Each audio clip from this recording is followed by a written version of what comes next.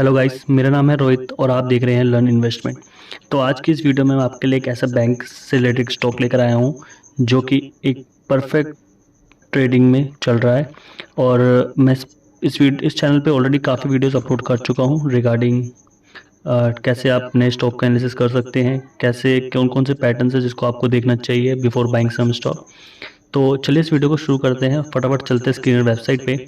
तो आज का हमारा जो स्टॉक है उसका नाम है IDFC फर्स्ट बैंक। तो चलिए इसके बारे में थोड़ा सा फाइनेंशियली पहले जान लेते हैं। तो करंट इसका ट्रेडिंग प्राइस है 48 रुपीज़, बुक वैल्यू है 33 रुपीज़। अपने आप कह सकते हो अपने बुक वैल्यू से आप 15 रुपीज़ अब पे ट्रेड कर रहा है। स्टॉक का पी अगर हम बात करें तो काफ़ी कम है और एक स्टॉक एक लार्ज कैप कंपनी है। और अगर हम इसमें नीचे चलें और देखने की कोशिश करें कि इसके प्रॉफिट एंड लॉस स्टेटमेंट पे, तो रेवेन्यू जो कंपनी का 2017 में था वो 8,000 करोड़ के आसपास था और 2022 में ये 18 हो गया, यानी कि 10,000 करोड़ से बढ़ चुका है। यानी कि कंपनी एक बहुत ही अच्छा प्रॉफिट दे रही है।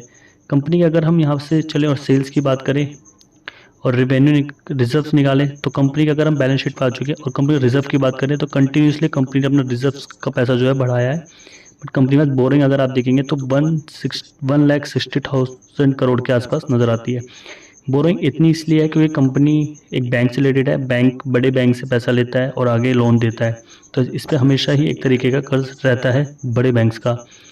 और अगर हम यहाँ पे चले और कंपनी की एक बार एक फाइनेंशियल प्रॉफिट की बात करते हैं तो यहाँ पे माइनस में आप देखेंगे।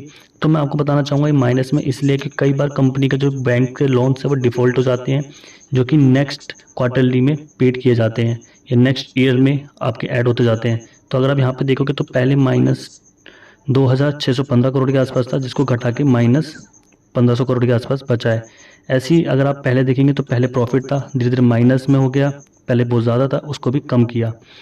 इसी तरीके से अगर आप यहाँ पे शेयर होल्डिंग पैटर्न्स की तरफ देखेंगे, जो कि बहुत ही इंपॉर्टेंट फैक्टर यहाँ पर रोल निभाता है, तो पहले जो प्रोमोटर्स की होल्डिंग थी वो 40% थी, धीरे धीरे धीरे खट के वो 36 इसलिए हो गई है क्योंकि आपको अगर एक्सपेंड करना है किसी बिजनेस को तो आपको अपने थोड़ी सी होल्डिंग्स जो है गंवानी पड़ती है। बट लेकिन 36% की शेयर होल्डिंग्स भी बहुत ज़्यादा है। FII की बात करें तो FII ऑलमोस्ट अपनी पहले अगर आप बात करें 2021 में 14% था और अब जो जून में है 2022 में वो 11% के आसपास हो चुका है। बट लेकिन DI ने यहाँ पे अपनी होल्डिंग्स बढ़ाई है, 10% थी, 10% 10.20% हो चुका है। गवर्नमेंट की होल्डिंग्स यहाँ पे ऑलमोस्ट सेम ही है। अगर आप पीछे 2022 में अगर क्वार्टरली रिजल्ट देखेंगे मार्च के और जून में तो वो ऑलमोस्ट सेम है। पब्लिक्स की ही होल्डिंग पैटर्न भी ऑलमोस्ट सेम है। तो यहाँ पे जो शेयर होल्डिंग पैटर्न नज़र आता है वो ज़्यादा चेंज में नज़र नहीं आता, बट एक स्ट्रॉन्ग हैंड दिखता है। अब हम बात चलते हैं यहाँ पे ट्रेडिंग व्यू पे, और हम यहाँ पे खोल चुके हैं इसका चार्ट और हम चार्ट से जानने की कोशिश करेंगे कि चार्ट से हमें कुछ नज़र आता है कि नहीं। तो अगर आप चार्ट देखेंगे तो सबसे पहले मैं इसका ऑल टाइम हाई एक बार सेलेक्ट कर लेता हूँ। तो मैं अगर हॉरिजॉन्टल लाइन यहाँ से लूँ तो ऑल टाइम हाई नज़र आता है 83 रुपीज़ का, जो कि 2017 पे 9 अक्टूबर के आसपास बना था। अगर हम यहाँ से लो चेक कर लेते तो लो बना होगा ऑलमोस्ट 2020 पे, जहाँ तक मेरे को लगता है। तो हाँ, तो 2020 के जून जुलाई में कोविड के टाइम पे बना था। तो अगर हम यहाँ पे अगर एक ट्रेंड लाइन को सिलेक्ट करते हैं, अगर मैं यहाँ से जाऊँ और एक ट्रेंड लाइन को लेता हूँ, ये हमने ट्रेंड लाइन सेलेक्ट कर ली है। और अगर मैं यहाँ से ट्रेंड लाइन को सेलेक्ट करता हूँ और ये इसके टॉप्स को मीट करते हुए हम ऊपर चलते हैं तो ये एक ट्रेंड नज़र आता है। ये यहाँ पे एक आप देखेंगे तो बहुत अच्छा सपोर्ट है, ये सपोर्ट है। फिर इस सपोर्ट को तोड़ते ही मार्केट आप देख सकते हो यहाँ पे रीटेस्ट करने गया पर रीटेस्ट नहीं हुआ, फिर यहाँ पे इसको सपोर्ट मिला। फिर ये अब एक तरीके का रेजिस्टेंस मार्केट के लिए बन चुका है और बहुत ही स्ट्रॉन्ग रेजिस्टेंस है ये मार्केट के लिए। अगर हम नीचे से एक ट्रेंड लाइन लें तो हम ये देख पाएंगे कि एक मार्केट एक ट्रेंड को अभी फॉलो कर रहा है। तो अगर मैं यहाँ से इसको जोड़ूँ और इसको आगे एक्सपेंड करें तो मार्केट ने इस लाइन को एज अ सपोर्ट, तो मार्केट ने इस लाइन को एक आप कह सकते हो एक तरीके का सपोर्ट दे रहा है। यहाँ पे भी सपोर्ट लिया और मार्केट अब जो अपसाइड की तरफ भागा है। अगर आप यहाँ पे देखोगे तो यहाँ पे 2 बार टेस्ट करके मार्केट ने ऑलमोस्ट, अगर हम यहाँ से देखें प्राइस रेंज सेलेक्ट करें और यहाँ से लेके मार्केट ने कितना, यानी कि 280% का यहाँ से गेन दिखाया था, यानी कि एक साल के अंदर ही 2020 से लेके यहाँ पे 2021 तक, यानी कि एक साल में इतना। और अगर हम इसी प्राइस को अगर यहाँ पे रखें और सेलेक्ट करें, यहाँ से कितना प्रॉफिट नज़र आता है, इस ट्रेंड लाइन को दोबारा टच करेगा, क्योंकि ये एक बहुत बड़ा ही इसके लिए रेजिस्टेंस है।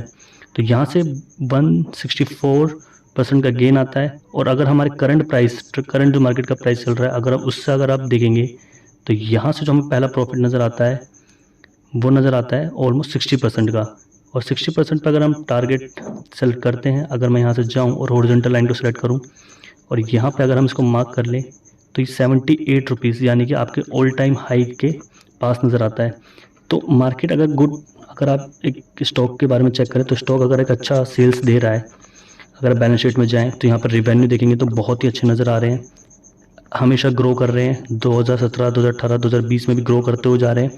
2021 में थोड़े कम हुए थे, 2022 में भी बहुत अच्छे से ग्रो हो रहे हैं। तो क्यों नहीं यहाँ पे भी प्राइस अगर ग्रो करेगा, जब कंपनी अच्छी है तो ऑलमोस्ट बात है यहाँ पे भी प्राइस ग्रो ही करेगा। बैंक से रिलेटेड स्टॉक है, वो भी IDFC बैंक का।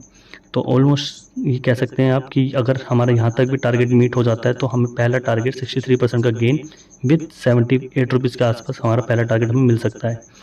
तो यही था आज की वीडियो में, और आज के लिए हम वीडियो को यहीं पे एंड करते हैं। Thank you.